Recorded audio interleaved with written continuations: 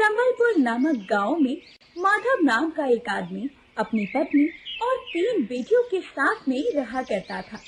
वो चाट और गुपचुप का ठेला लगाया करता और उसी से उसके घर का गुजारा चला करता।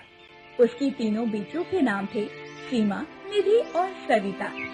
सविता सबसे छोटी थी और माँ बाप की सबसे लाडली थी। वैसे तो सविता बहुत समझदार और बहुत बुद्धिमान थी और घर के कामों में अपनी माँ की मदद भी किया करती थी, परंतु सविता सांवली थी। सविता की दोनों बड़ी बहनें उसे हमेशा ही सांवली होने का ताना दिया करती थी। ऐसे ही एक दिन सविता की माँ ने अपनी बेटियों के पास आकर कहा, अरे सीमा और निधि, सविता को देखो तो जरा, वो मेरे साथ हमेशा ही घर के कामों में मदद करती है और तुम दोनों हो कि सारा दिन बैठी रहती हो, जरा कुछ काम भी कर लिया करो। माँ, सविता ठीक ही तो करती है। अरे उसे तो आपके साथ बस काम ही करना चाहिए और वो धूप में जाकर काली तो हो ही नहीं सकती, क्योंकि वो तो पहले से ही काली है। हाँ माँ, सीमा दीदी ठीक ही कहती है। यदि हमने इसकी तरह बर्तन मारने शुरू किए तो हमारे हाथ काली हो जाएंगे और यदि धूप में जाकर पानी लाना शुरू कर दिया तो हम खुद काली हो जाएंगे।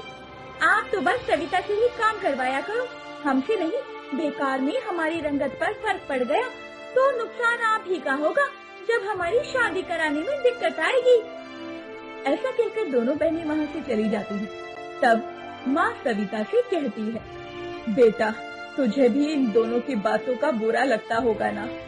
तू चिंता मत कर, तू सबसे सुंदर है और गुण में तो तू सबसे आगे है। और देखना, एक दिन इन दोनों को भी इस बात का एहसास हो जाएगा और तब ये अपनी गलती पर पछताएंगी बैठकर। हाँ माँ, मैं जानती हूँ, मैं अपनी दोनों बहनों की बातों का बुरा नहीं मानती हूँ। और माँ, वैसे भी मुझे घर के कामों में आपकी मदद करने से बहुत खुशी मिलती है, इसीलिए मैं आपके साथ काम करवाती हूँ। और ठीक ही तो कहती है वो दोनों, वो गोरी है, अगर धूप में जाएंगी तो काली हो जाएंगी। वैसे भी तू ही कह रही थी ना कि तुझे इन दोनों की शादी करनी है, तो माँ तुम भी इन दोनों की बातों को दिल से मत लगाया करो। और चलो अब हम काम खत्म कर लेते हैं, वरना जैसे जैसे दोपहरी बढ़ेगी काम करना मुश्किल हो जाएगा। और इस तरह सविता कभी भी अपनी दोनों बहनों की बातों पर ध्यान नहीं देती थी और हमेशा अपनी माँ के साथ कामों में लगी रहती। ऐसे ही सब कुछ ठीक चल रहा था, परंतु एक दिन माधव अपना ठेला बंद करके वापस घर आ रहा था। तभी रास्ते में उसका एक ट्रक से एक्सीडेंट हो जाता है और मौके पर ही उसकी मौत हो जाती है।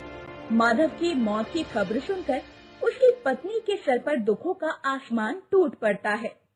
नहीं नहीं, आप हमें छोड़कर नहीं जा सकते, मेरे साथ साथ 3 बेटियों की जिम्मेदारी भी आप पर है। नहीं, आप ऐसे कैसे जा सकते हैं? मेरी नहीं तो अपनी 3 बेटियों के बारे में तो सोचते। माँ, पिताजी जा चुके हैं और जाने वाले कभी वापस नहीं आते, लेकिन हम तीनों है ना माँ, तुझे संभालने के लिए, तू चिंता मत कर माँ। वो सभी मिलकर अपने पिता का अंतिम संस्कार करते हैं